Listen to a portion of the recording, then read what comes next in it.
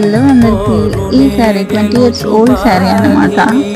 ఈ వింటేజ్ శారీలో ఒక చిన్న పీస్ కూడా వేస్ట్ కాకుండా ఏదో ఒక ట్రెడిషనల్ డ్రెస్ అయితే క్రియేట్ చేయాలని ఫిక్స్ అయ్యా. ఆ ట్రెడిషనల్ డ్రెస్లో ఏదో ఒక స్పెషల్ అయితే ఉండాలి కదా మనం క్రియేట్ చేస్తున్నామనంటే.